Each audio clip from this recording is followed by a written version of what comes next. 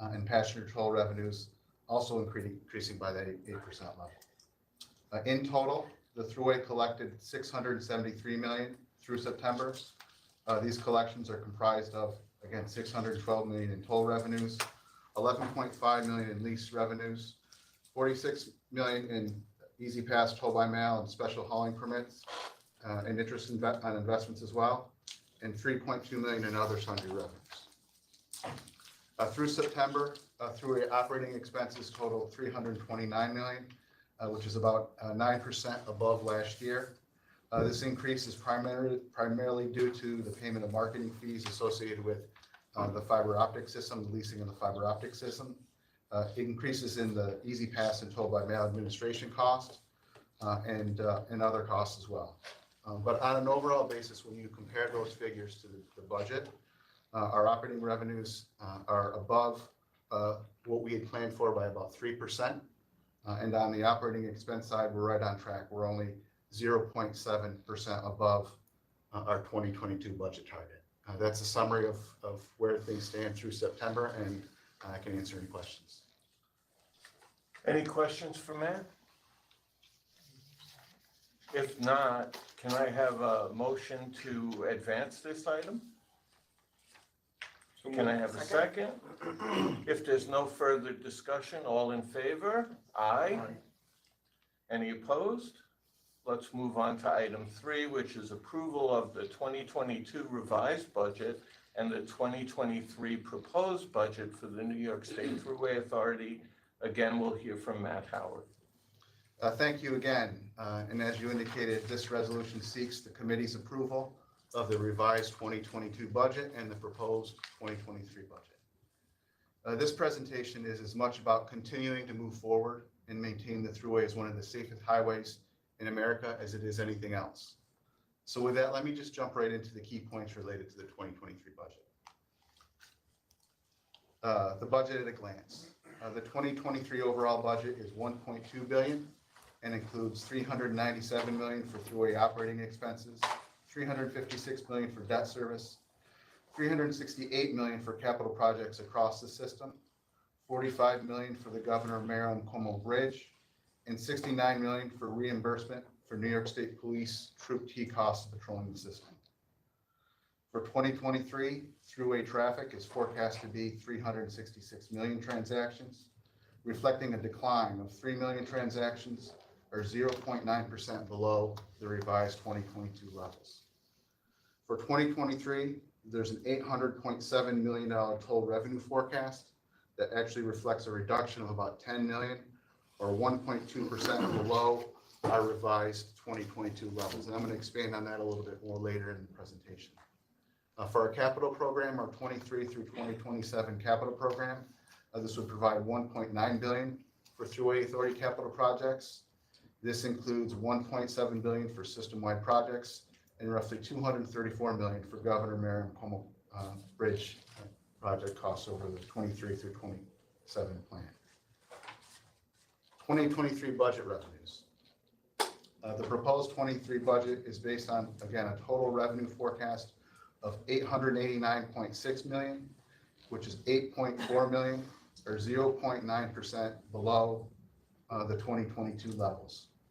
I should note that the current year, 2022, our revenue forecast is actually increased by about 2% from the forecast that we produced roughly a year ago. So there's a $17.4 million increase from our original budget estimates for revenue that the board reviewed roughly a year ago.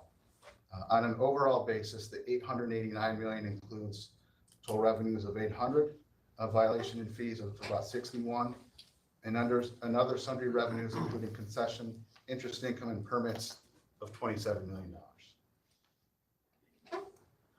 The impacts of the forecast shifts on our multi-year revenue forecast. So again, it is a positive thing that our current year revenue forecast is increasing with an upward revision by $17 million. And it reflects, a real improvement from where we had seen things roughly a year ago. But still, it's also important to reflect on how this compares to our projections prior to COVID. And what you see here is While we have made improvement, there's still a gap between, what we're projecting today versus what we did prior to COVID. And what this graph shows is that if you look at the red segments on this bar, there's a delta. In 2020. Our revenues were about 125 million below what our forecast was prior to COVID. That difference continues through the year 2025 to the point where the aggregate loss in revenues from where we predicted them to be prior to COVID is about $240 million.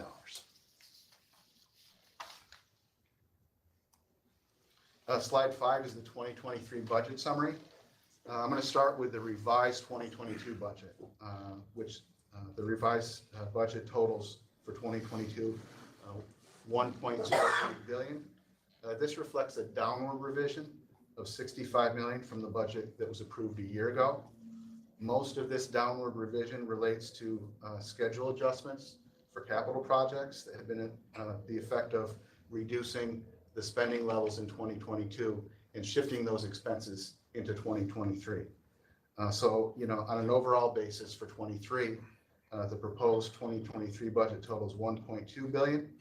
That includes really underlying growth of about 2% from the prior year, but that's before taking into account that shift in capital expenses from 2022 into 2023. There's about a $65 million shift that once we account for that, it results in an inflated year-over-year growth rate of about 14%. $54 million. Is that going to play itself out, Matt, over time through that 2024 and beyond period? Yeah, there's a couple factors that will hopefully, mitigate that in the future. I think one of them has to do with some of this was, trying to schedule a year and a half before expenses actually hit, in relation to some work that is ongoing on the bridge. But beyond that, the process that we go about in developing the pipeline of projects, hopefully we'll get to a place where we're able to mitigate that on a going forward basis.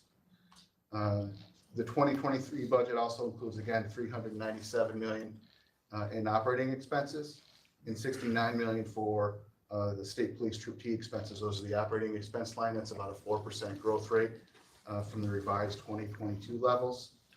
This operating expense increase includes roughly $6 million in anticipated personal service costs that are due to higher anticipated fill levels, increase in EZ Pass and tow by mail costs related to our contract that are roughly $6 million above the prior year, and increased health insurance premiums of about $4.5 million.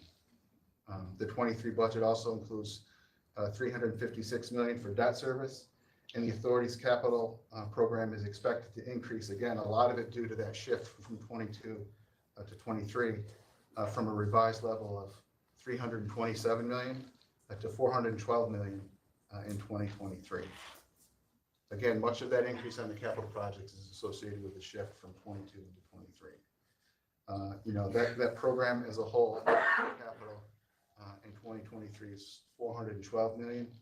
That's comprised of about $45 million associated with project costs on the Governor Merriam-Como Bridge, and $367 million for capital projects across the system, the Thruway system in 2023. Moving forward, this is a view of the long-term trajectory of our headcount. The 2023 budget maintains the level of budgeted positions at 1,955 budgeted positions. That's a staffing level that's about 9 positions higher than the budgeted level for 2022. I would note that like many organizations, with the tight labor market that we're seeing, that often can pose a challenge to being able to get the fill levels to the point where we would like to be. We're hoping that through 2023, that process improves to the point where we're able to align a little bit closer to our budgeted fill levels. But still, one of the important parts about this slide is that since 2010, the Thruway has reduced its workforce by 746 budgeted positions. That's a reduction of about 28% since 2010. How much of that is toll stuff? There were 2 major drivers that are associated with that. The first was back in the 2013 timeframe, there was a reduction in forces. So there was an actual reduction of about 200 plus positions that were sort of authority-wide positions that took effect. And beyond that, then there was a similar number in 2020 with the conversion to cashless tolling that, were impacted by, the conversion to cashless tolling. Yeah. What this then leads into is the effect that it's had over that long haul on our operating budget. And it should be noted that since 2010, the Thruway operating budget has only grown at a level that has averaged about 1.7% per year over that period. In fact, for our operating budget, the spending figures that we now plan on achieving for the 2020 through 2023 timeframe are currently $73 million, or 5% less than what we had projected prior to COVID. So since 2020, with the onset of COVID, we made the difficult decision to keep that operating budget, at a level less than what we had predicted prior to the onset of COVID. Moving forward, this is a slide on our capital program. Again, the capital program continues to make investments into the system. In its entirety, the 23 through 27 capital program would provide $1.9 billion for Thruway Authority capital projects. This slide shows how these investments toward the right from 22 through 27 compare with past spending levels, and it's important to note on an overall basis in 23 through 27 we see increases in the investment that we've been able to make when compared to some of the prior years, from COVID moving forward. The final slide for this presentation is our multi-year forecast. This presents our multi-year plan for the authority, and I think it's important to note that what it shows is that our balance of revenues versus expenses are sufficient to meet our obligation and bond coverage requirements in 2022 and 2023.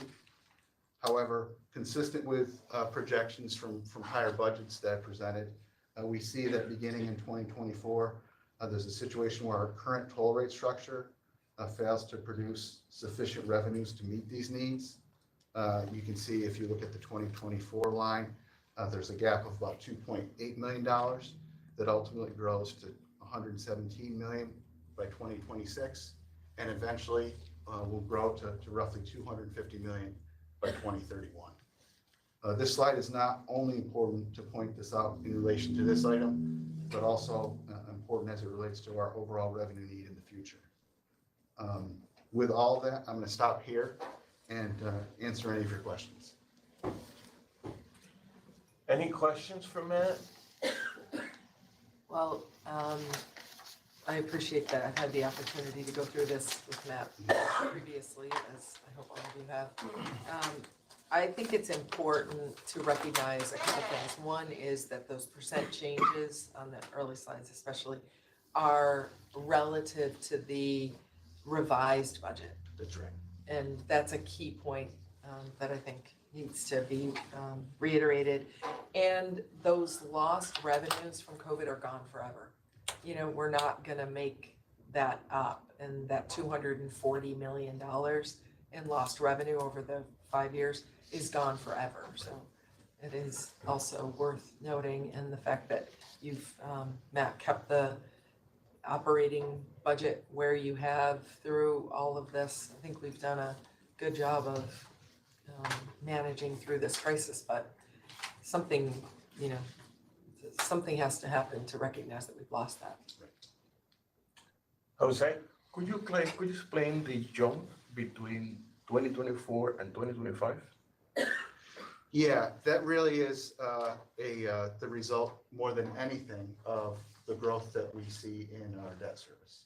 Okay. So if you look a couple rows down, you see that from 24 to 25, our senior debt service grows from 256 million to 307, and our junior debt service, which is the debt service to finance the bridge, grows from about 108 up to 123 million. Thanks. first, I want to reiterate what the chair mentioned. I think you guys have done a great job of managing your operating over this period of time, and the graphic that Matt put up there shows that. But, you know, that money is gone forever, and a chunk of that would have gone to capital improvements. Is it fair to make that assertion? And so I think that's something also to keep in mind. How much, and you may have answered this at a prior time, and how much do we see increasing interest rates that the state is gonna face and that you're gonna face in borrowing affecting any of that debt service payment, or is that not an issue right now? It's really not an issue, frankly, because that's more associated with sort of the prior activity. So, you know, it's something that we're monitoring, as everyone probably, you know, across the country is looking at, but making sure that, you know, as, you know, the rates change, you know, it will definitely have impacts on a going forward basis. And it precludes an opportunity to refinance at lower rates because we don't have lower rates. Yeah, you know, I mean, we have been very active Right, over the last decade yeah. in refinancing where the opportunities arise. Yep. Even in the last 5 years, you know, when I was looking at it, you know, over the weekend, I think we've executed like 6 refundings. And the net effect is that we've saved, you know, upwards of $500 million in debt service savings by executing on those refundings. So that's been a good tool for us to work through the course of the last decade. But unfortunately, where rates are today, it's less of an opportunity that we have in the short term. And the only option other than finding additional revenue would be to cut basically capital investment, which is something that obviously has very severe long-term consequences and also immediate, right? Given the needs of maintaining the roadways. Yeah, and you know, we've already had to do that, actually. When we think about our response to COVID and the loss of that revenue, it resulted in our need to reduce our capital spending levels really in that same 2020 through 2025 period in a significant way. Yeah, and I know, you know, we had to defer $470 million in this capital plan because we didn't have the resources to do that. So it's a problem. Well, the reality is that the facilities that we have are very old, and a significant portion of that is basically original. And Right. we need to invest. Right. I mean, a matter of engineering. Exactly. It really highlights the benefit of the public-private partnership you negotiated on the service areas.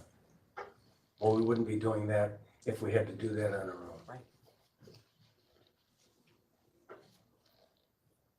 own. Any other questions for Matt? If not, may I have a motion to advance this item? Second, Any further discussion? If not, all those in favor? Aye.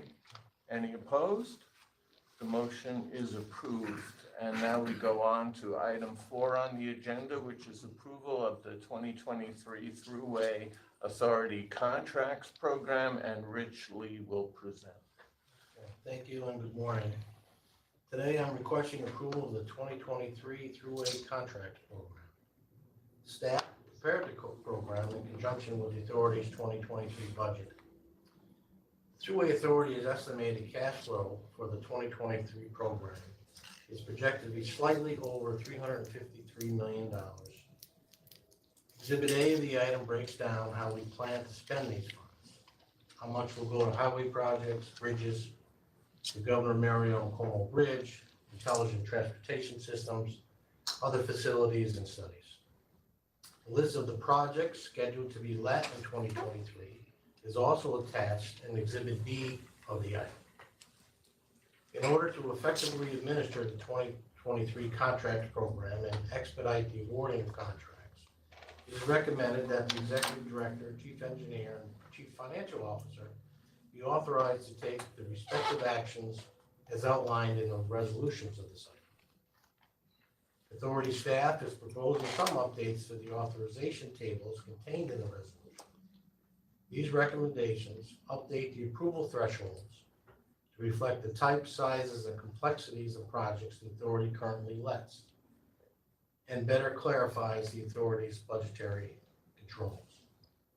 If you need questions, I'd be pleased to answer them. Questions for Rich? But the report that they provided to us before was very clear.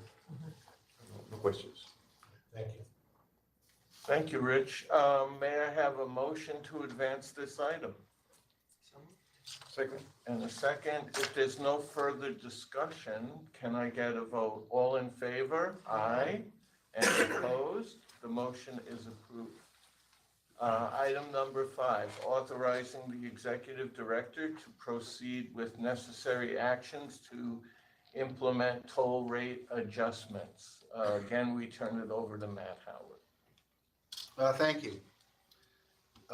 This board item that the director has brought forward would authorize us to begin the formal public toll adjustment process and includes a report from our independent traffic engineer that reviews the Thruway system-wide operating, debt service, and capital needs.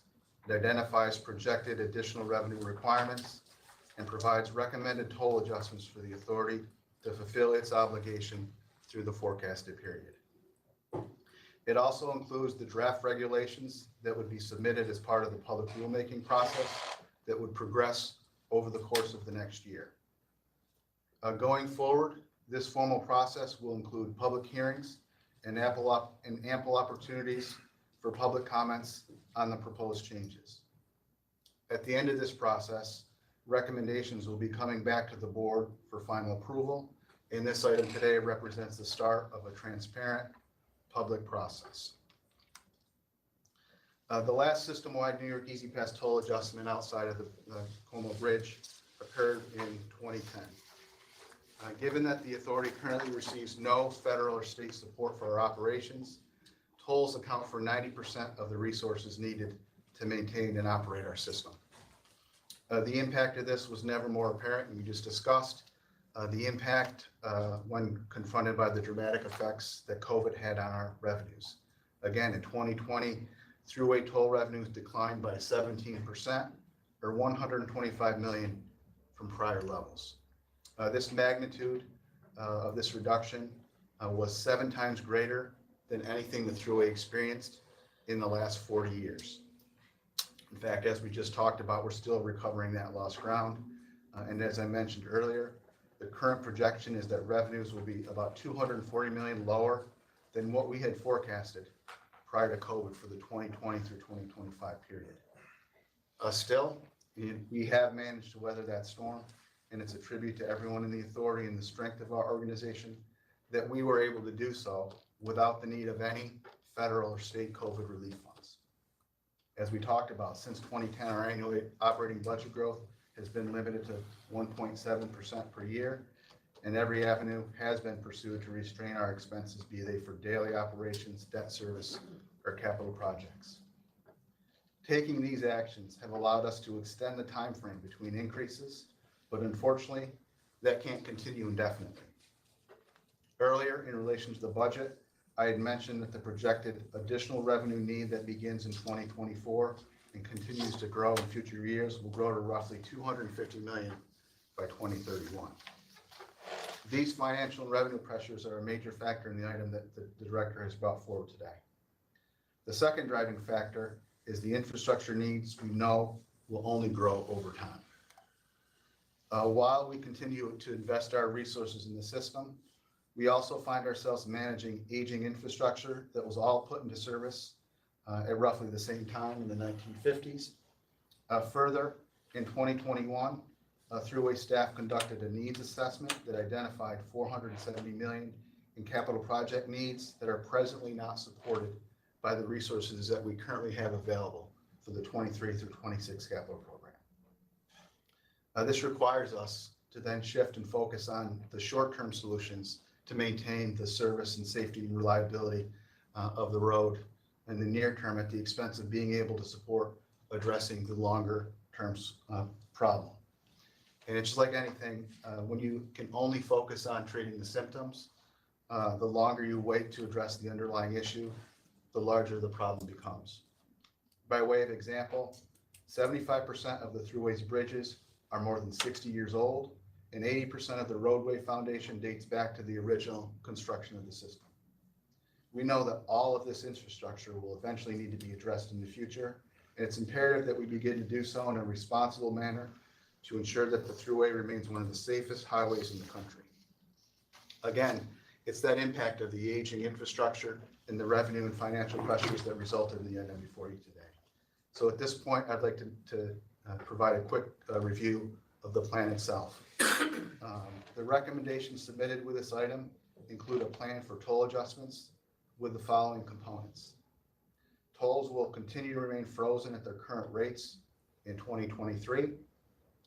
Base New York EZ Pass rates will increase by 5% on January 1st, 2024 and 2027.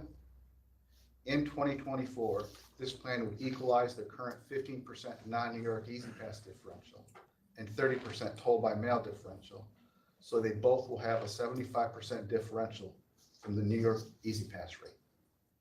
As a result, non-New York EZ Pass rates, currently 5.1 cents per mile for passenger cars, and toll by mail rates, currently 5.8 cents per mile, will both increase to 8.6 cents per mile by 2027.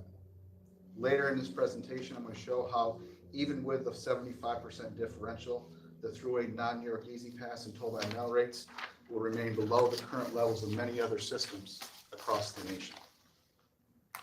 Some of the lowest toll rates in the nation. Currently, the base New York EZ Pass toll rate for passenger vehicles is about 4.5%. That's the level it's been at since 2010. What this slide shows that through this plan, the rate will increase in 2024 to 4.7 and ultimately increase to 4.9 cents per mile in 2027. It's still near the bottom of this comparison. It's also important to note this rate, this 4.5 cent rate,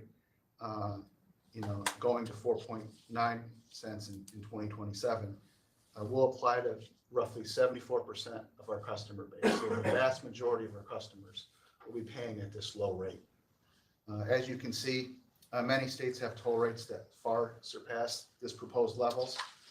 Examples include the Garden State Parkway is about 40% higher than our current Thruway rate here. The Indiana Toll Road is nearly double the current Thruway rate, and the Pennsylvania Turnpike is more than triple the current Thruway rates. So even after adjusting these figures up by 5% in 2024 and 2027, our Thruway toll rates are going to remain below 5 cents a mile. But just as importantly, when we make that change, we don't even move up the list. So we stay at the bottom. We're not even displacing another toll system on this. And that also assumes they don't increase rates even further, which would make us even more competitive. Exactly. That's a comparison to current rates. New Jersey's doing annual increases. They have for the last few years. So this next slide tries to place, that change in the context of some common trips across the system. One example that it shows is that one of our highest traveled corridors from exit 24 in Albany to exit 25 in Schenectady, the toll will go from the current 27 cents to 29 cents by 2027. So if you think about it, the plan is limiting the increase over a 17-year time span from 2010 through 2027 for one of our most traveled corridors across the entire system to 2 cents. Another important factor here is if we were to have grown that rate by the Consumer Price Index over that 2010 through 2027 period, it'd be 38% higher than the rates that are being proposed today. Moving forward, the next slide shows a comparison of our out-of-state and toll by mail rates. And before I begin to describe this slide, I think there's a real important point to note, which is anyone, anywhere can enroll in a New York EZ Pass. And for those who do, you will completely avoid the impact of the higher rates on this slide. You'll pay the New York EZ Pass rate. That being said, what this slide does show is how the Thruway's rates for out-of-state EZ Pass and toll by mail would still fall well below many other states. Examples here show that the current out-of-state toll rate for the Illinois Tollway is nearly 50% higher than the rate being proposed. And the current out-of-state rate for the West Virginia Turnpike is almost 68% higher than the rate we're proposing for 2027. That's on the out-of-state segment. Likewise, for the toll by mail rates, the proposed rate would still leave the Thruway with toll rates below the current, as of today, rates from any other system such as the Ohio Turnpike and Illinois Tollway. As has been said in the past, other states have higher differentials than what we're proposing today. As an example, the Massachusetts Turnpike has an 87% differential, and the Pennsylvania Turnpike has a 98% differential, among other systems. I think the bottom line point of this slide is that it's possible to increase the differential for these segments of our traveling public. That, this group generally represents less frequent users, and they make up only about 26% of our customer base. That we can do that and still have toll rates that are well below the other states. I'm going to move on to the Governor Merriam Como Bridge. Beginning on January 1st, 2024, this plan would include annual 50-cent increases to the New York EZ Pass toll rates on the bridge during the period of 24 through 2027. This would bring the current base toll rates on the bridge from $5.75 to $7.75 in 2027. This plan will continue the commuter discount plan on the bridge. This is a 40% discount that would result in a $4.65 toll in 2027. And the plan would also increase the Westchester and Rockland resident discount program for the bridge. It would bring it from a 17% discount to a 20% discount, resulting in a toll of $6.20 in 2027. For these two discounts in total, they would apply to roughly 31% of the traffic on the bridge. In putting those increases in context, even after the proposed increases, the base bridge rate in 2027 would be 44% below the current rates today for the George Washington Goethals Bridge, which both are at $13.75. That would be 41% below the current rates today for the MTA bridges like the Verrazano, Whetstone, and Throgs Neck, which currently all have $13.10 tolls. Looking at the plan as a whole, one thing I'd want to point out is that in each of these recommendations for both the bridge and toll system-wide, there are commercial toll rate adjustments that we will see that are similar to the passenger adjustments that I just walked through. They're adjusted in a proportionate manner to the changes that are being made for passenger tolls. So to conclude, beginning this process will hopefully lead us down the path toward addressing our aging infrastructure and revenue needs in a manner that builds on the fact that it's been 14 years since the last increase took effect, that maintains the Thruway's position as having some of the lowest tolls in the country, that supports a sound financial plan to meet our capital, operating expense, and debt service obligations, and allows us to address the projected revenue requirements of the authority while continuing to provide the safety and reliability of the system that the traveling public has come to expect. That concludes the summary. I'm going to stop right there and can answer any questions. Questions for Matt? Let me ask one. I think it's important, maybe not a question, but to emphasize, and maybe you can clarify a little bit. How much federal money does the Thruway get to do these capital projects, and how much COVID money came in to do capital projects on the Thruway? For both, the answer is zero. I think it's important for people to know that. Any other questions for Matt? Could you explain why what you believe that the proposed increase will address the needs of the infrastructure? Yeah, I think that through these changes, it will allow us to produce the additional revenues necessary, not only to meet those projections that I walked through earlier, but also support additional capital work that will allow us to meet that $470 million that the director mentioned in the budget item, to begin to start that process now, because I think the underlying issue with aging infrastructure is you have a wave of bridges that have all been put into service at the same time. And the longer you wait, the harder it's going to get to be able to contend with, replacing them all, in a abbreviated timeframe. And the more expensive it becomes. Thanks. I would add that you talked about the fiscal discipline and the fact that the authority's down 750 employees since 2010. We've kept the operating expenses less than 2% for that entire time, despite escalations that we all see in our own lives that have happened at the same time. And then COVID decimated revenues. We, as Bob just pointed out, received none of that federal money that other organizations did to mitigate that loss. We have a responsibility to maintain the infrastructure. I mean, this is safety, this is the driving public.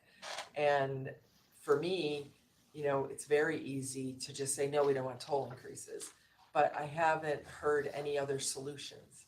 And so, while we expect that we'll get a lot of pushback from people, I would ask everybody to kind of tune in to offers of other solutions. How are we gonna fix these bridges? How are we gonna keep the road in the condition that it's in? How are we gonna keep it plowed with these storms we already had in Buffalo this year? If people have a solution other than that, we will certainly listen to that. But this road is funded by the people who use the road. It's not a taxpayer-funded road, and I think there's still a big misunderstanding in the public about that. It's actually a great model, and for people who use the road, it's a tremendous benefit, and they pay a nominal fee relative to our neighboring states in order to do that. So, I know we're gonna have our work cut out for us in terms of working through this year-long transparent process. We want to hear from everybody. We know there'll be impacts, but I think the fact that the Thruway Authority has kept toll increases to 0 over 14 years and still maintained the quality of the operation and the road is something to be, to give pats on the back to the people who work here for. So we'll just work our way through that process, but I'm very comfortable with your presentation. Thank you. And I just wanted to, I think you said it, but the commercial rate increases are not disproportionate to the ordinary traffic, right? That's correct. They are actually exactly, proportionate to the passenger toll rate adjustments. Thank you. So we're not asking businesses to carry a heavier load. Correct. Well, and again, I guess maybe Matt, could you, this is to the chair's point, this is the beginning of a transparent process, right? And so what's like step two? Maybe I'll ask. Well, I the mean, director. what the ask is your authorization today for us to enter that very public process. As Matt described, there'll be 3 public meetings across the state. We'll be taking input from people, from organizations all across the state, and considering all of that. So it'll be very transparent, very open. We're already continuing to gather comments from people, and we'll continue to do so. That's what today's action will do. It allows us to begin the process to move forward. And as a reminder, there's no tax increase in 2023, no toll increase rather in 2023. Which is 3 years beyond the commitment we made years ago to keep tolls flat until 2020. Right. I think this is a well thought out plan, and thank you, Matt, for both Matts for presenting it. And are there any other questions for Matt?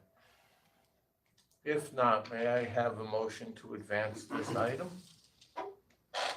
So move. Second? All in favor? Aye. Aye. Any opposed? The motion is approved. Let's move on to item 6, approval of the authority's investment transactions for the third quarter of 2022. Matt Howard will present. Thank you. This item seeks approval of the reporting on our investment transactions for the third quarter that ended at the end of September. Exhibit A presents the details of all the investments purchased during that quarter, and Exhibit B details what we held as investments on September 30th, 2022. This is all submitted in conformance with the authority's investment policy that the board approved last March.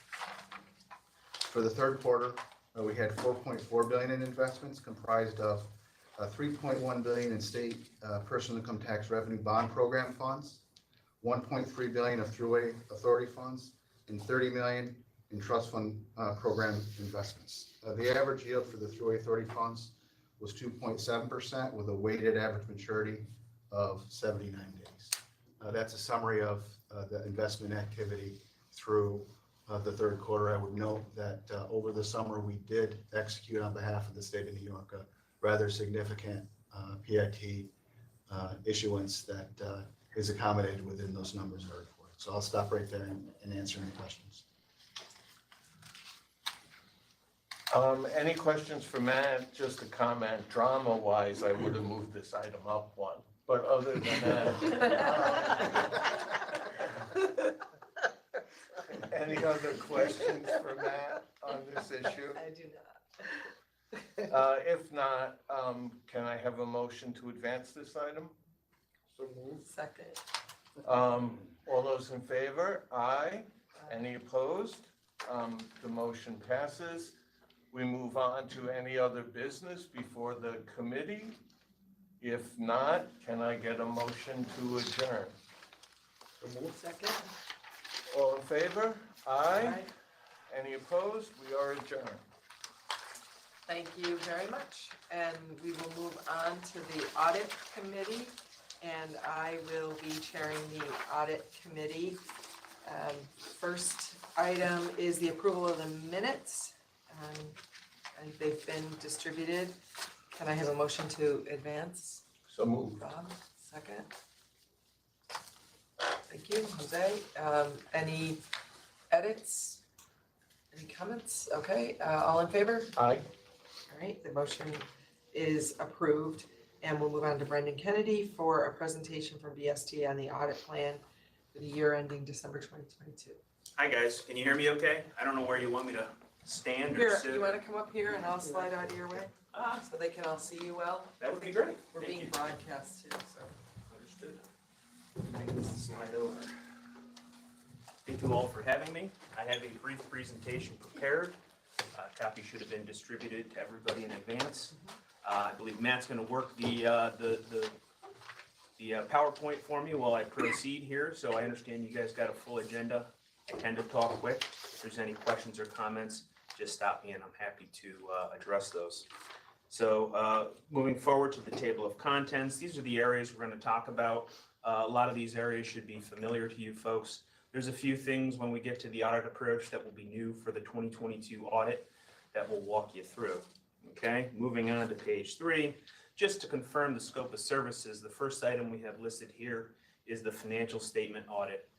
So annually, you guys produce a financial statement that's subject to audit by BST. Our job is to express an opinion on the reliability of that document. We follow 2 types of auditing standards when we conduct our audit, those generally accepted in the United States, and we also follow governmental auditing standards. In addition to the financial statement audit, we have a few other deliverables that we provide to you. A report on internal controls and compliance, that's sometimes referred to as the Yellow Book or the GASB report. We have an investment on your investment guidelines. I heard you folks earlier talking about the different types of investments that the authority conducts. That's actually subject to an annual examination in accordance with the APO regulations, so a separate audit on that process. And then we have your single audit, your federal single audit. Historically, there's been some federal money as it relates to from the Department of Transportation and some from FEMA as well. And we'll issue a report on compliance with those programs. In addition, we have our required communications. We're making some of those to you folks here today as part of our audit planning process.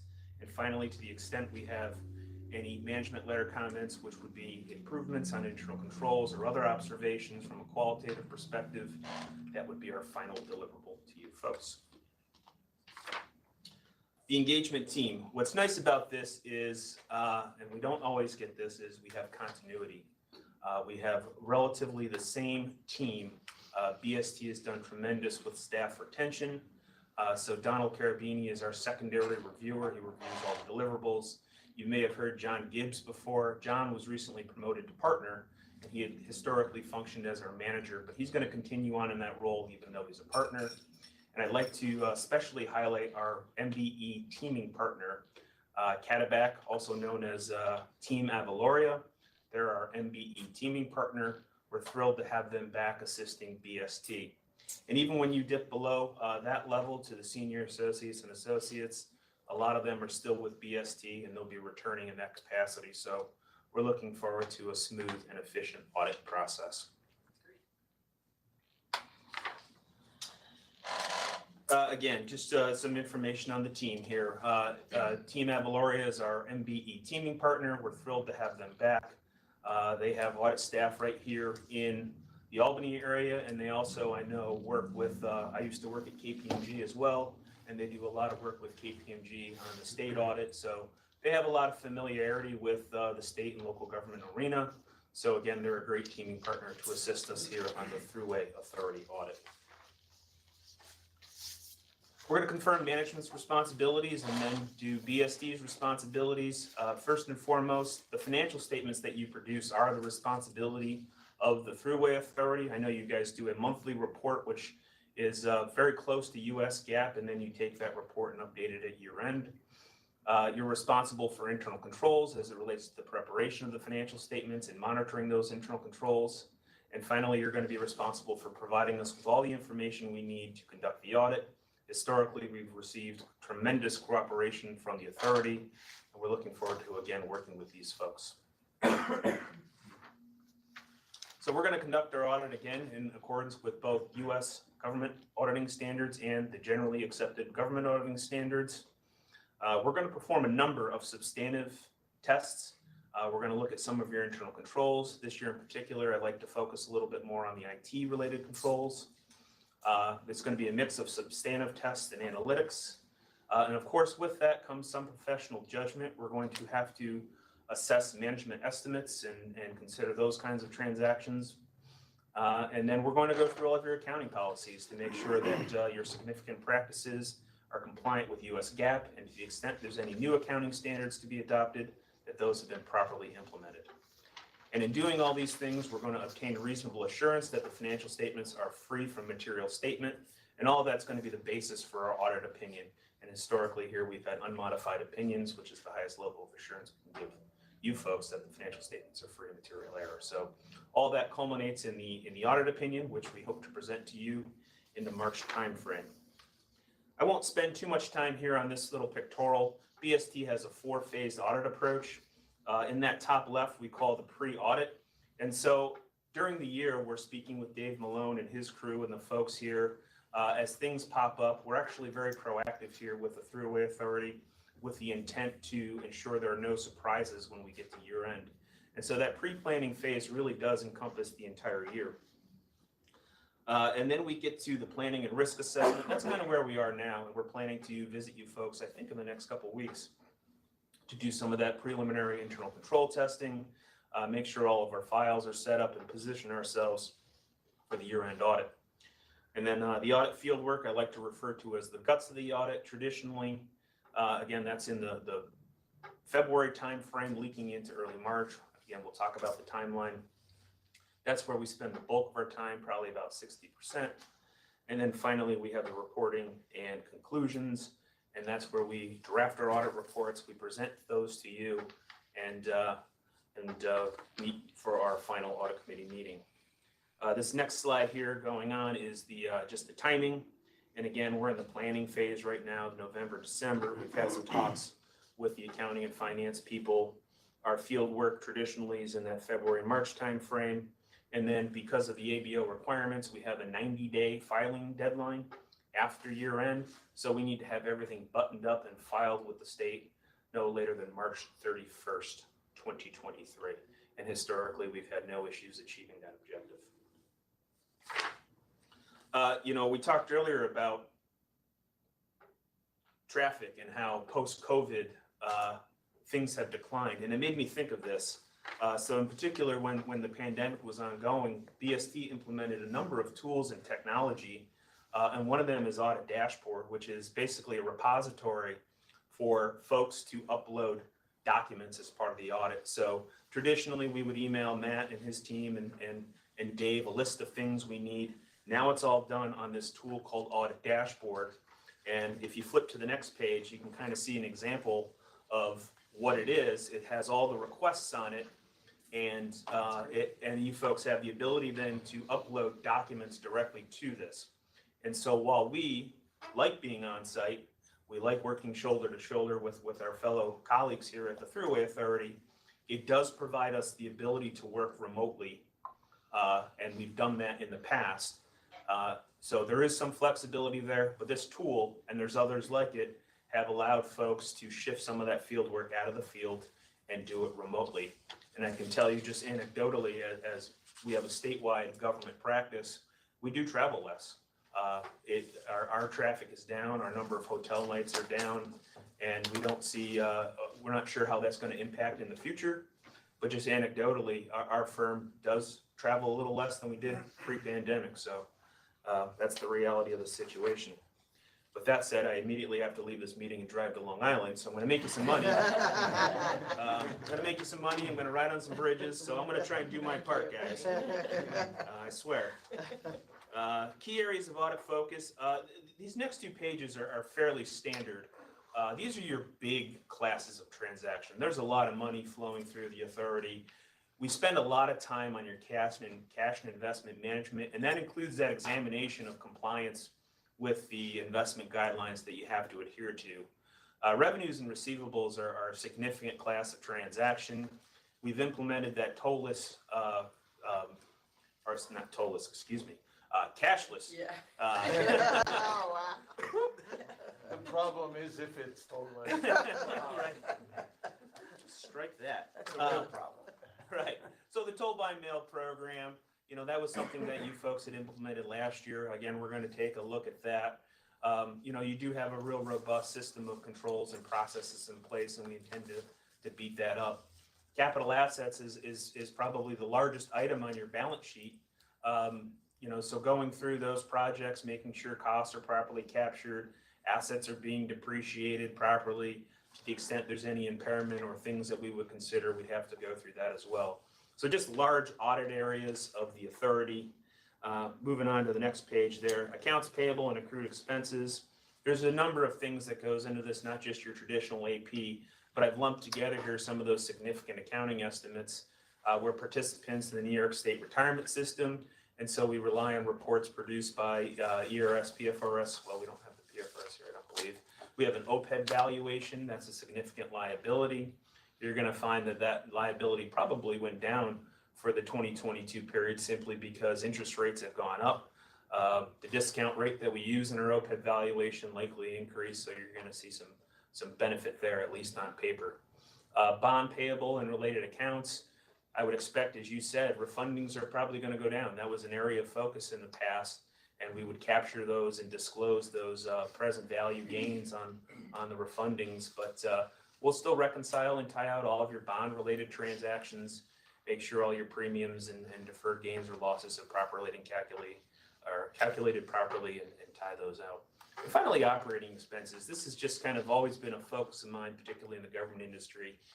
Because of the transparency we've talked about before, I really do like to sample a bunch of transactions just to make sure you've adhered to your bidding processes, make sure things are adequately supported, and just get some comfort that the money going out the door that we're spending is prudent in that sense and adequately supported. So we do sample a bunch of operating expenses just to make sure they're adequately supported. The big thing is we have the adoption of GASB 87. This is on leases. This largely mirrors, if you have any private sector experience, there's a similar FASB standard on leases that's being implemented right now. And really this without getting into the minutia of accounting, which I can, but we'll keep it at a high level. It kind of throws out the concept of an operating lease. That's kind of gone. And when we have a multi-year lease now, if we're leasing, we have a lease receivable, which I know we do, and we have a deferred inflow. And if we're the one acquiring the lease, we have a right to use asset, and we have a commensurate liability that we book, and we treat that almost as a debt payment going forward. So this is one of the areas I talked about how the authority is very proactive. Dave Malone and his team have been on this accounting standard. We've already had several conversations, and it's going to be something we do in that interim December timeframe just to make sure it's properly captured before we get to year end. Again, avoid any surprises. So as it relates to accounting changes and the adoption of new standards, this is the big one, and we'll report back on this when we meet again in the March timeframe. The single audit, I'll just quickly go through this. It's pretty mechanical when you get federal money. There's not as much subjectivity on my end when it comes to executing the procedures. They're pretty well laid out by the federal government. But we'll get your schedule of expenditures of federal awards. We'll determine the major programs to be audited, and we'll execute those tests in a manner consistent with the federal compliance supplement. And that'll be one of those secondary deliverables we report back to you in the March timeframe. Just to let you know, from a review and reporting standpoint, it's not Brendan Kennedy in a box doing the audit.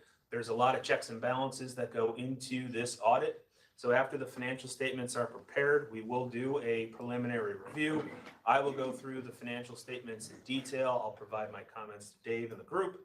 And then we also share those financial statements with our quality control reviewer. This is a person it's going to be a completely cold review, although he's looked at the financial statements before. In prior years, he's not a member of the team. He's doing an independent report review. He goes through all of those financial statements and reports and deliverables, and then he gives us feedback on the things that we should have considered or may have considered. We share those comments, and that's how we get to the final product. So there's a few checks and balances on our end just to make sure we've done everything that we should do to comply with all those professional standards. Almost done, I swear. Consideration of fraud. We do. We have a professional responsibility to consider fraud in the financial statement audit and financial statement audits. There's a number of things we do. Simple things like inquiring of people, interviewing people, asking them their thoughts. Obviously, we're here to identify what would be material fraud. To the extent we find anything, we share it with management. Historically, we haven't. Some guy stealing soda cans out of the vending machine, I'm not going to be able to catch that, maybe. So those immaterial things are not the focus. We're looking for material things that could impact the audit, and we would present those to for your attention. We do like to incorporate an element of unpredictability. I have a few thoughts. I'm not going to share them with you because then it wouldn't be unpredictable at that point. So I have a few thoughts, little things that we're going to incorporate into the audit, and I will present those to you in the March timeframe. So just know we are thinking about this. We do look at journal entries, we look at bank statements, we do a number of kind of basic tests that you would expect, and then we'll have some of those unpredictable procedures that we'll bake into the audit as well. Just from a communication standpoint, the next two slides, all I'm going to say here, and we'll skip through this quick, is it's really important for us to keep those lines of communication open. I'd like to remind the board that I work for you folks. You are the folks that engage us to do this audit.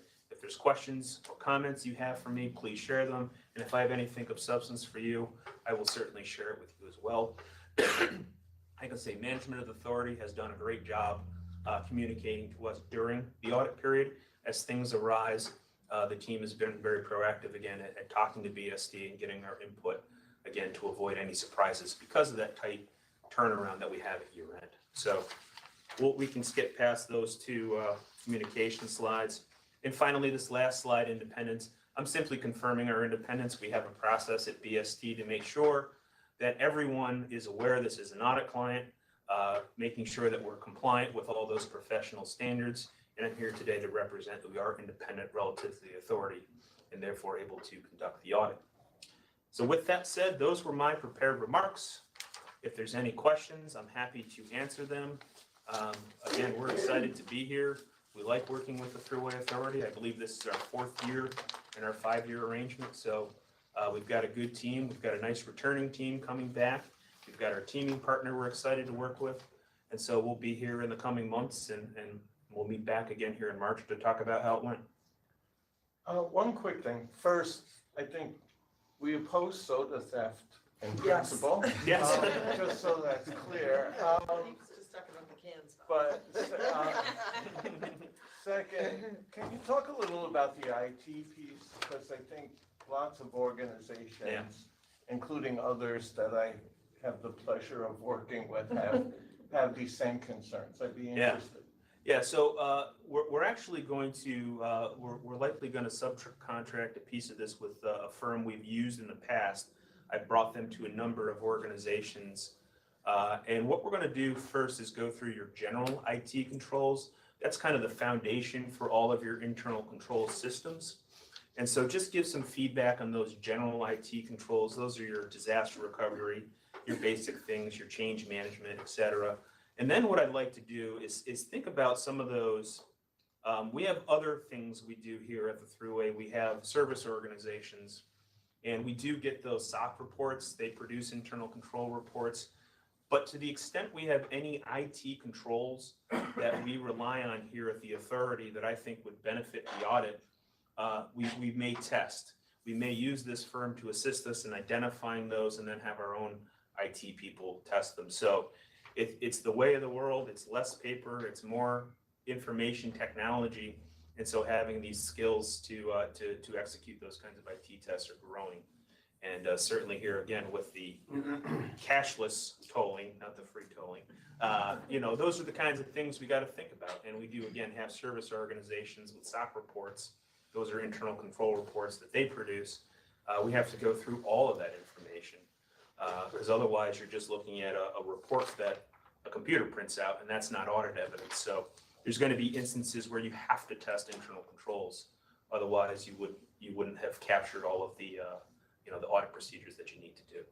So that's kind of where my head's at. Thanks. Any other questions? Thank you for the presentation. Okay. Yep. And again, I'm going to go make you some money. I got to go drive back a little bit. Drove back and forth over the bridge a few times. Maybe I'll get lost. Thank you so much for having me. Yeah, thank you. Safe travels. We like working with someone whose highest compliment is unmodified. I know. I like to say auditors throw compliments like manhole covers. Yeah.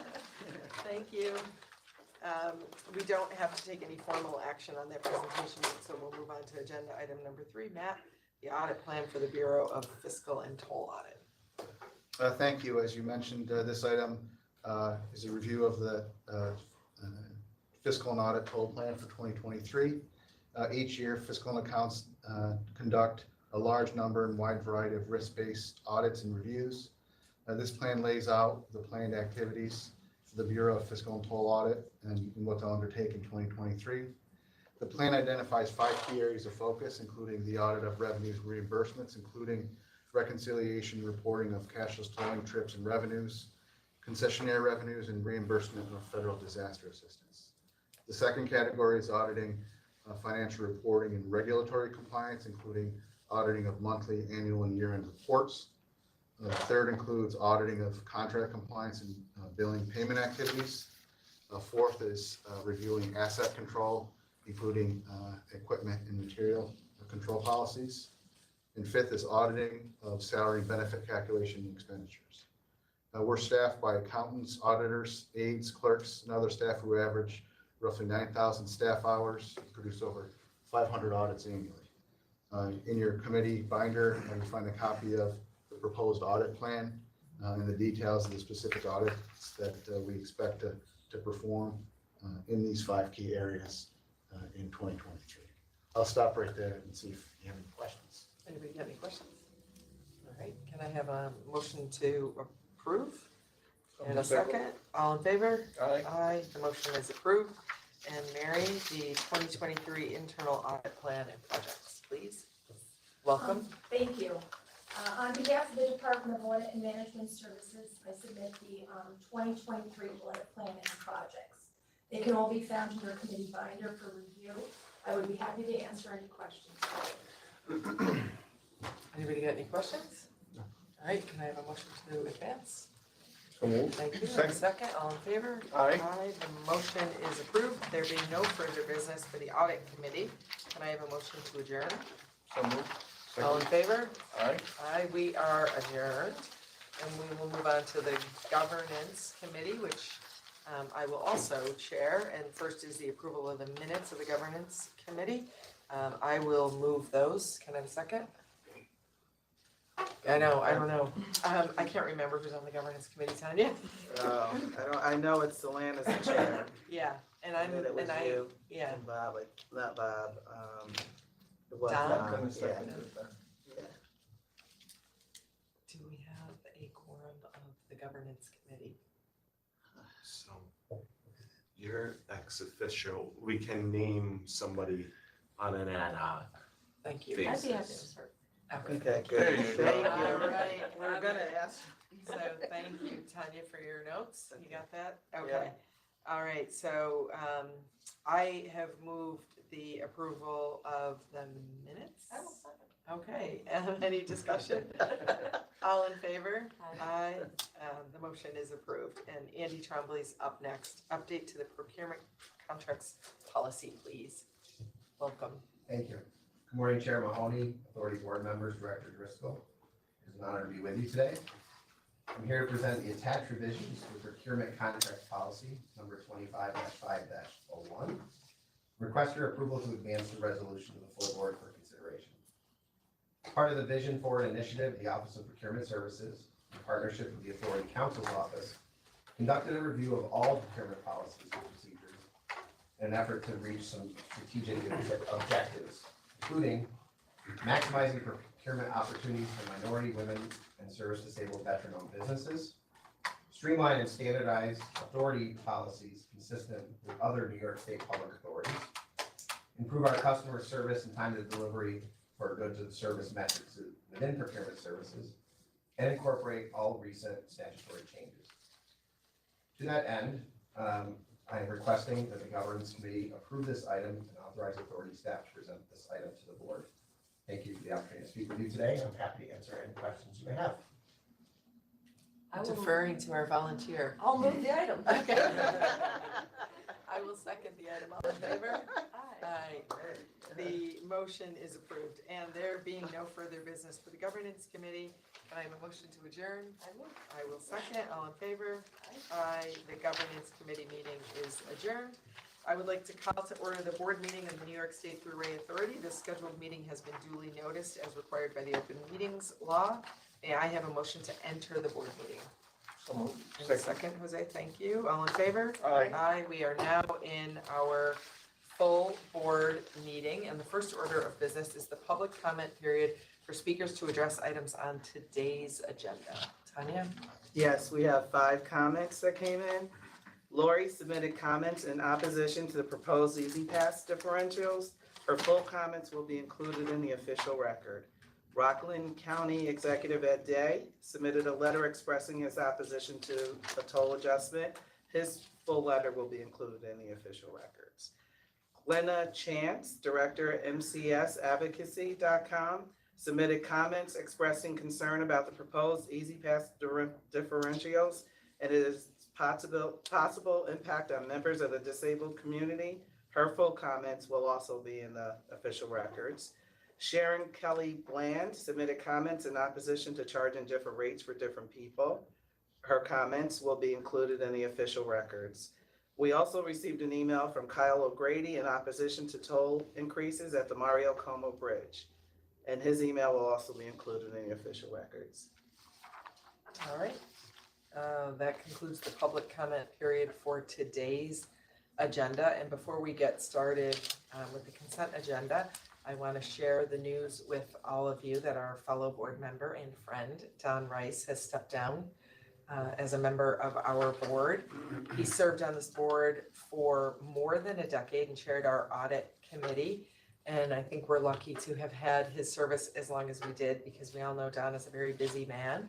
Just as a bit of background, he's the founder and CEO of an investment banking firm, Rice Financial.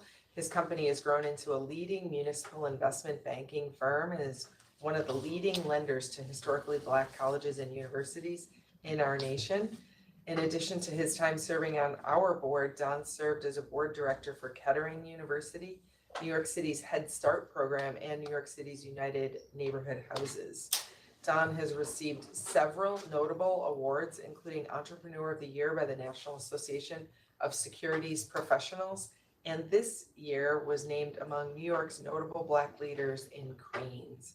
All of these are well-deserved accolades, and while he wasn't able to join us at his final meeting, we want to be sure to recognize him and thank him for his hard work, insight, and years of dedicated service. And Don, if you're listening, I wish you all the best. The next order of business is the approval of the consent agenda. You see it there, items 1 through 7. Can I have a motion to approve? Thank you, and I see a second from Heather, Tanya. All in favor? Aye. These items are approved, and we'll move on to the action agenda. Number 8, I was gonna say number 1, but number 8, authorizing the executive director to enter an agreement with Daktronics. Jim Constantine will present. Thank you, Chair. This item requests board authorization for a waiver of competitive bid process to enter into a sole source with Daktronics Incorporated. The authority uses Daktronics electronic verbal message signs at all 4 Thruway divisions.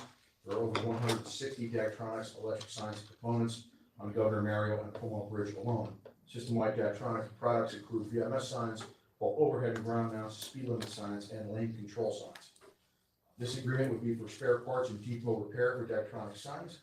These items and services are proprietary and only available from Daktronics. No other vendor can provide or repair these items, and they are critical to keep our network of VMS signs in operation. The term of this agreement shall start upon contract approval from the New York State Comptroller's Office and shall continue through December 31st of 2027, with a maximum amount payable not to exceed $570,000. Funds exist in the 2023 ITS maintenance budget and will continue in subsequent budget years. I'll pause for any questions you may have on this. Any questions? All right, can I have a motion to approve? So moved. And a second, Jose, thank you. All in favor? Aye. Aye, the motion is approved.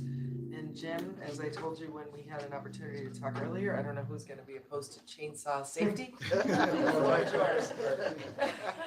Thank you. Approval is being sought to authorize the executive director to enter into an agreement with CPR and Safety Consulting and Training LLC to do business as compliance training for chainsaw safety. The contract is necessary to provide our maintenance staff with required chainsaw training to both teach and maintain their skills and maintain compliance with current OSHA regulations.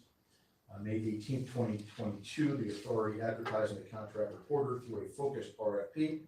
One proposal was received, and the proposal was evaluated by a committee of Thruway stakeholders, and the firm CPR and Safety Consulting and Training was found to be fully responsive. They are a certified MWBE vendor, widely regarded as a premier provider of chainsaw safety training.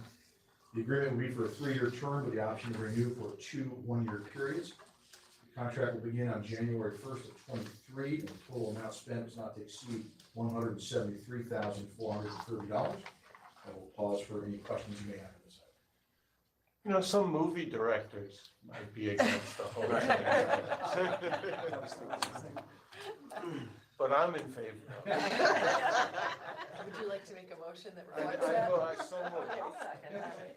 All in favor? Aye. All right, the motion is approved. And Jim, number 10, please. Thank you, Chair. This is my final item. This item seeks approval of the authority to enter into an extension to our current multi-year agreement for membership in Transcom for the years of 2024 and 2025. Transcom operates a 24-hour-a-day information center which provides notification to participating agencies regarding incidents which impact the transportation network in the New York, New Jersey, and Connecticut metropolitan region. Transcom has been instrumental in regional accident management and plan development and coordination, and new technology research and development. The organization is funded by a combination of federal funds and member agency contributions. The authority has been a member of Transcom since 1985 and is one of 16 transportation and public safety member agencies. The authority has entered into 7 previous multi-year agreements with Transcom since 1991. The authority's annual share under the 2019 through 23 multi-year agreement for fiscal year 2024 is $165,752. Your authority's total cost for the 2024-2025 two-year extension will not exceed $350,000. Sufficient funds will be allocated in the maintenance and operations 2023 budget, and I'll pause to answer any questions you may have on this. Hearing none, can I have a motion to approve? Thanks, Jose. Second, Bob, all in favor? Aye. Aye. The motion is approved. Thanks, Jim. And we will move on to Diana, who's going to present agenda item number 11 for us, please. Good afternoon. Hello, Hello. everyone. I am seeking a fourth amendment to the Thruway's contract with CAPS Traffic Com to increase the monetary cap by $5 million, bringing the total not to exceed to $73.6 million. This increase is necessary to allow the authority to continue to purchase EZ Pass tags, transponders, and other parts that are necessary for us to run our EZ Pass and cashless tolling program. We are confident that this amendment will allow us to continue to provide our customers with the tags needed in order for us to operate a best-in-class cashless tolling system across the state. I'd be happy to answer any questions. When does the contract expire? The contract expires in November of 2024.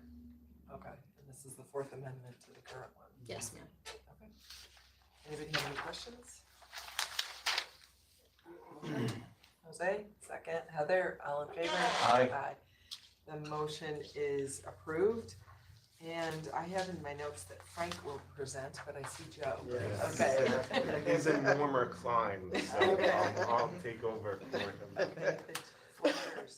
Okay, good afternoon. This item seeks authorization for the executive director to execute a contract with Blackburn Group Incorporated for mandatory Medicare reporting services. The authority, as a self-insured entity, must comply with mandatory reporting requirements set forth in federal law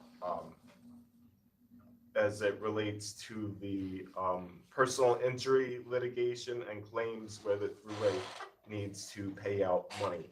So Blackburn Group was selected to ensure that the authority is in compliance with these federal requirements, as well as provide consulting related to Medicare requirements.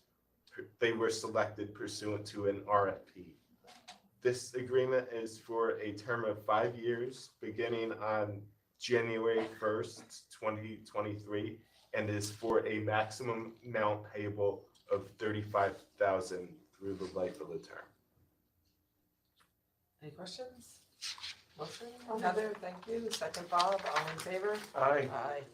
And number 13, please. Okay, next, this item seeks authorization for a transfer of partial jurisdiction of approximately 0.277 acres of real property in the town of Hamburg, Erie County, to the New York State Department of Transportation for the purpose of constructing, reconstructing, and maintaining drainage structures. So us conveying part of this jurisdiction would allow them to, perform these services for one of their roads. The authority would still retain some jurisdiction over the property, and no monetary consideration for the transfer is involved. I'll make a motion to approve. Aye. Second, all in favor? Aye. All right, thank you. Number 14, you have a few more, I think. Yes, in the middle right now. This item seeks authorization for a transfer of partial jurisdiction of approximately 0.57 acres of real property in the city of Buffalo to the New York State Department of Transportation for the purpose of them constructing, operating, and maintaining parking and pedestrian facilities for the Buffalo Amtrak station pursuant to a lease agreement between Amtrak and DOT. Once again, we would still maintain some jurisdiction over the property and no monetary consideration for the transfer is involved. Thank you, and again, I'll move to Second. approve. All in favor? Aye. Approved. Number 15, please, Joe. Okay. This item seeks authorization for the transfer of approximately 4.6 acres in the village of Canastota in Madison County to the Madison County IDA for $1. This subject disposal is authorized by legislation to transfer the property for $1 payment waived to Madison County IDA. Madison County IDA will then transfer the property to the Boxing Hall of Fame. All right, I'll move to approve. Second. Thanks, Heather. All in favor? Aye. The motion is approved. And the last one, please. Okay, lastly, this item seeks authorization for the auction and transfer of approximately 0.2 acres in the city of New Rochelle, Westchester County. An application to purchase this surplus property was received, and it was deemed to auction off this parcel. Yep, not necessary, then we would dispose of it via auction for a minimum acceptable bid price of $72,000, which is the appraised fair market value. I'll move it. I'll second. All in favor? Aye. Thank you very much, Okay, Joe. thank you. And agenda item number 17, Josh Clem will present. Please. Good afternoon, Madam Chair, Hello. members of the board. This item is for authorizing an agreement with MCI Communications for the use of the New York State Thruway Authority's fiber optic system. MCI has requested the use of the Thruway Authority's fiber optic system for its own use. We have agreed to and are seeking your approval of a lease for 12 fibers for a duration of 10 years. The total fees payable to the authority are $14,440,240.35. I'll pause this time and answer any questions. I have my questions answered on the phone. Do you have a question, Bob? No. Motion by Bob, second Heather. All in favor? Aye. And Rich Lee's gonna bring us home. Please. This is the longest meeting we've had. I know. There's a lot, we packed a lot into this. We just don't wanna lose Matt, right? We're just gonna keep him in meetings. So item 18 is a request to approve an engineering term agreement 214-908 for transportation grant application development services. The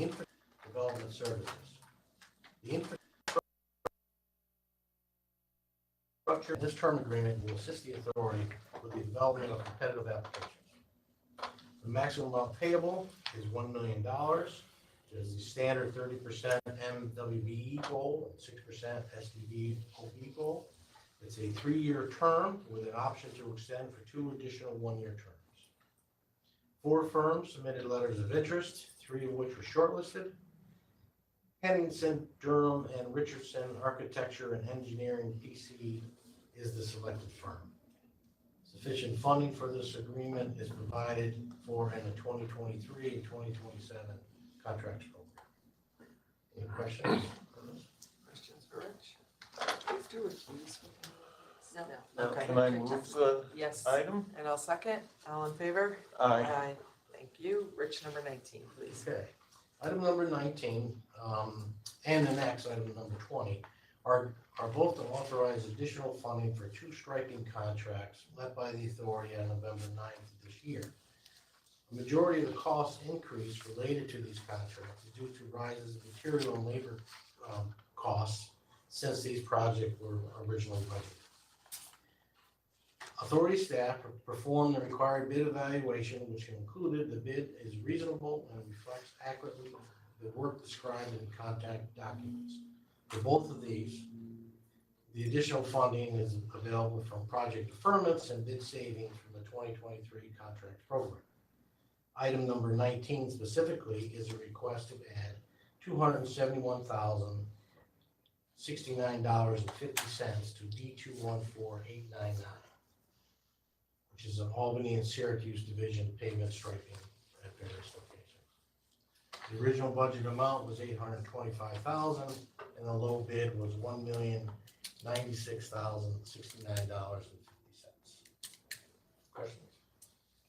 All right, hearing none, to help Tanya keep her notes clear, we'll do them Yep. one at a time. Yeah. Yeah. Can I have a motion to advance agenda item number 19? So moved. Heather, all in favor? Aye.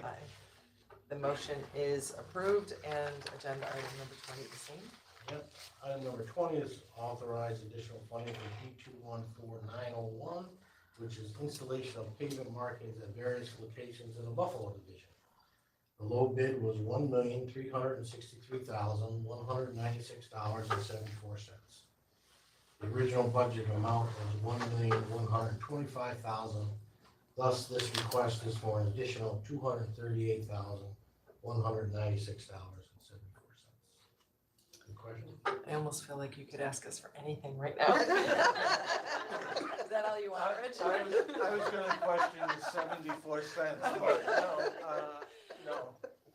Can I have a motion to approve? So moved. Second. All in favor? Aye.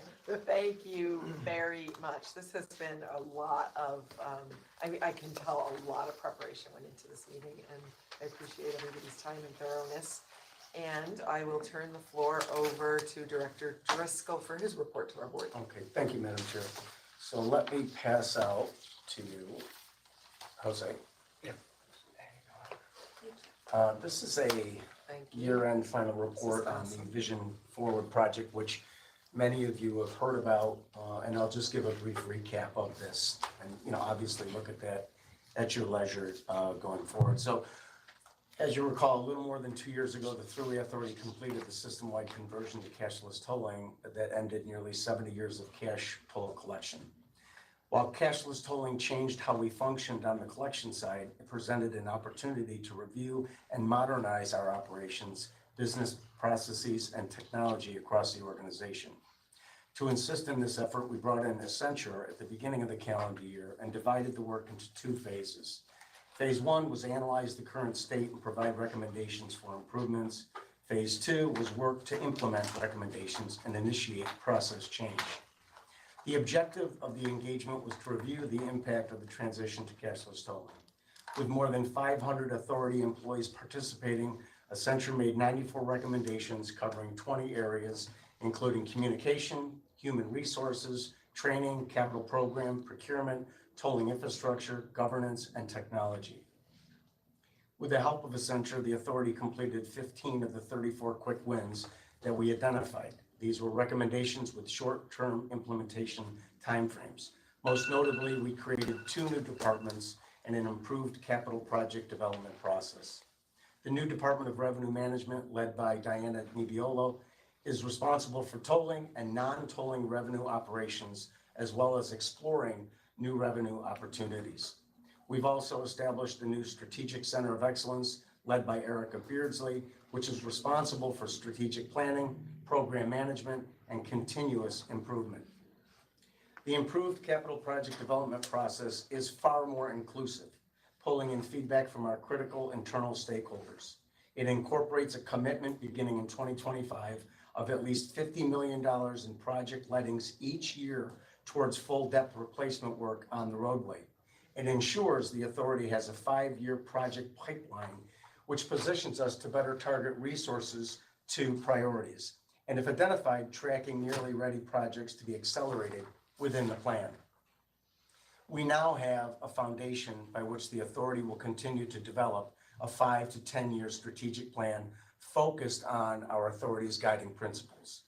The strategic plan will be supported by strategic goals and initiatives guiding the authority into the future.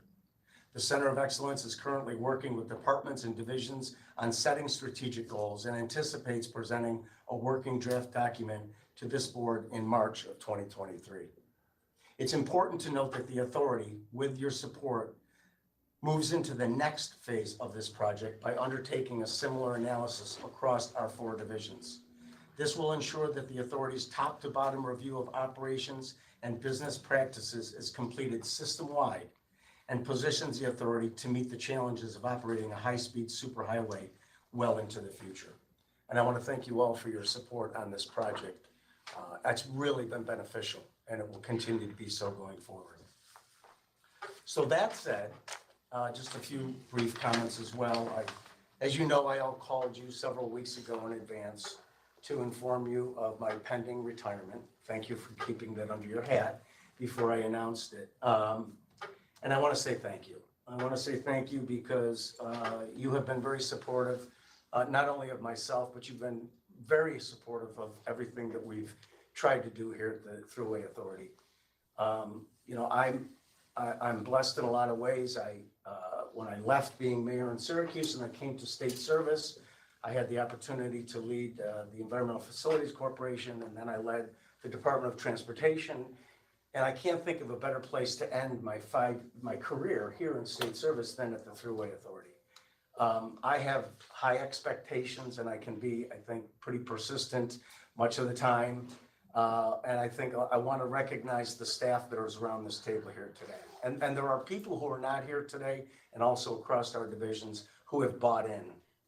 They've bought into that kind of mindset and approach. And I believe we've really moved the needle. We've had some challenging times. Matt talked about COVID. You know, when COVID hit, as we all remember, you know, we were still working here because we were and are an essential, you know, operation. But everybody was here in person with their sleeves rolled up, working every day.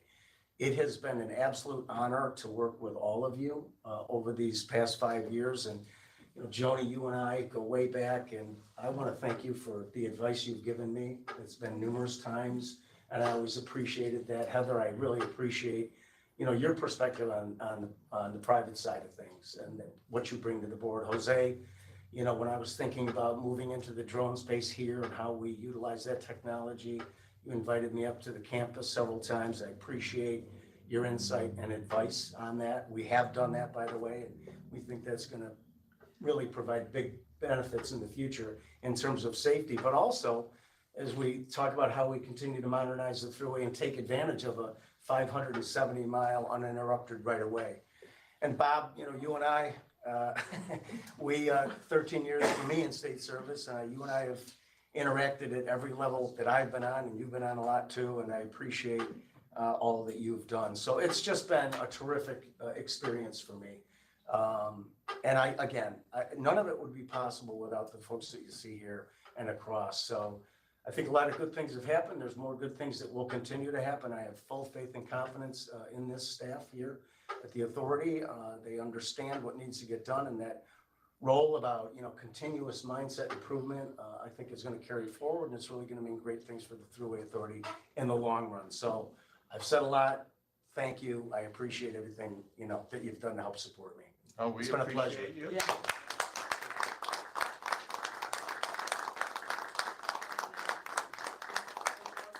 It really is perfect that you're leaving us with this blueprint for the future. It's a real gift to us that you took on this extra project.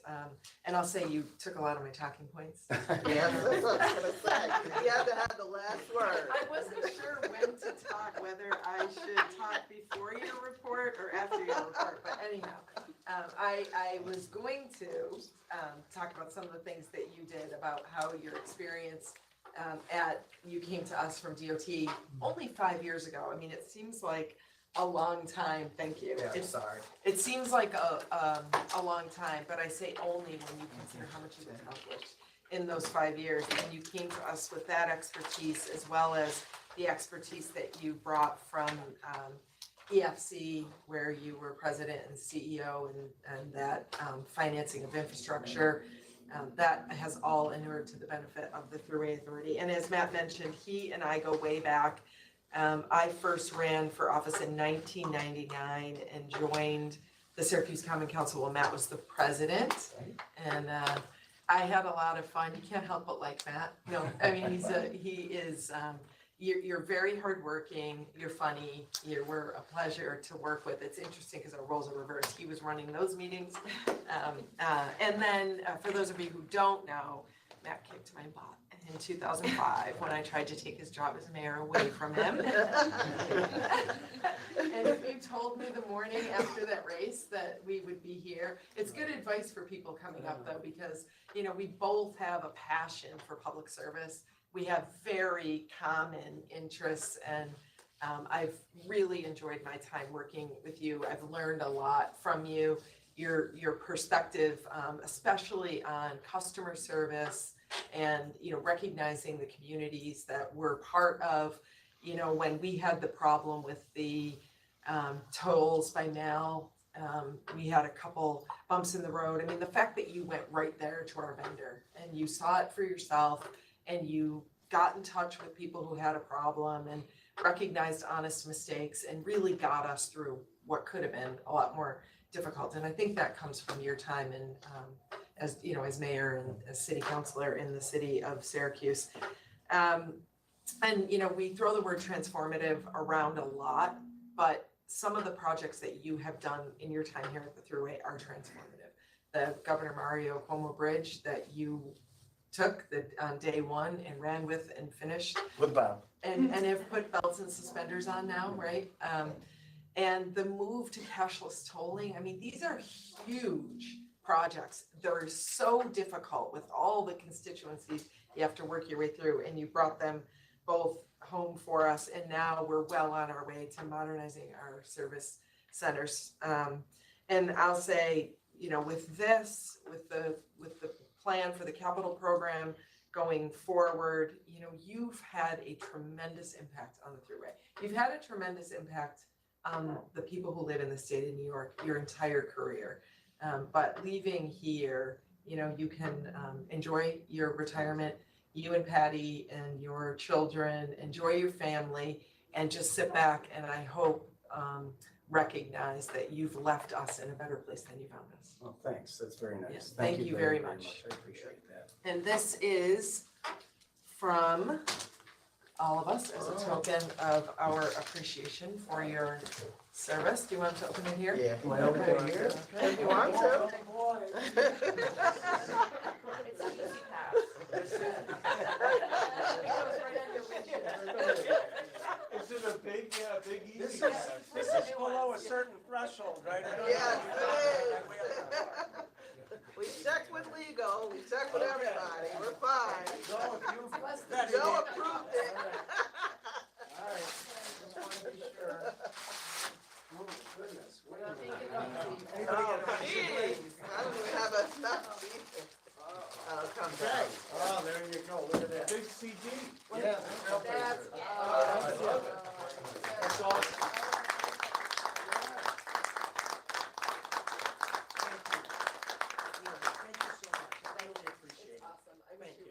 Oh, God, you've been great, you've all been great. I Thank you miss so our much. coffees at, Well, I'll still call you. okay, good.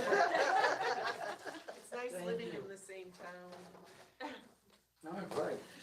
Any other, oh, we do have one more Yeah. order of business. We have to approve the 2023 board meeting dates. I think they've been vetted with all of you. If there's no objections, can I have a motion to approve them? Let me Bob? excuse me. Second, Oh. Jose, yep. Sorry. We also have to do the public comment too. Oh, yeah. Okay, well, let's Sorry. finish this. We have a motion from Bob and a second from Jose. Aye. Okay, all in favor? Aye. We have approved the board meeting dates, and I will back up to the public comment period for general Thruway Authority matters. Yes, we have one comment. We have to end the day this way. With Murray Bowden. Do you know, Mary? Do you know that name? I'm happy I'm retired. No, it's totally appropriate. It is. One last time. And it says, Matt, to you. It is time the Thruway contracted, it's about regarding snowplow drivers. It is time the Thruway contracted out some snow plowing to use construction vehicles that are idle in the winter season. It reduces the number of trucks the Thruway maintains for snow plowing. Connecticut has used this system for a number of years. Murray. And I will take that under advisement. All right, that's it, Tanya? Yes. Okay, if there's no other business before the board, may I please have a motion to adjourn? So moved. Have a second, all in favor? Aye. I will see all of you, except for Director Driscoll, back here on January 23rd. Thank you all. Yeah, thank you.